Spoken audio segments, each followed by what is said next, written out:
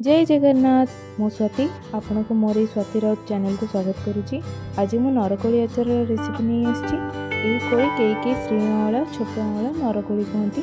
प्रथम ये कोली को बाछी खराब कोली गुड़ी को बाहर करदेवे। तापर गोटे कड़ाई रे पानी गरम करी धोई रखिथिबा अंला को देइबे। 5 मिनट हाई फ्लेम रे अंला को फुटेबा परे अंलार कलर चेंज हो गले पानी रू काढ़ी देबे। नरकोली सिझे सारा पर आपण 2 दिन खरारे देबे। हठात हमको बाहर को जीवाको पड़िबारु आमे कोड़ी गुड़ी को न सुखेई ए प्रोसेस रे करिदेलु। तेणु आमको अधिक टिके गैस सारिबाको पड़िला। तापर आउ एक कड़ाई को गरम करी सेथिरे प्रथमे गुड़ को पाग करनेबे। गुड़ पाग होई आसिले सेथिरे नरकोली दे देबे। गुड़ बदल रे आपण चाहिले चीनी मध्ये यूज करि परिबे। सेथिरे 2 चम्मच लूण ऐड करनेबे। प्राय 15-20 मिनट पर कोली कलर चेंज होगा सह ता टेक्सचर में चेंज हो जाए। आउ एक जगह मसला प्रिपेयर करने। शुखला लंका, जीरा, पान मधुरी, मेथी, जुआणी, सोरिष को भाजी ने।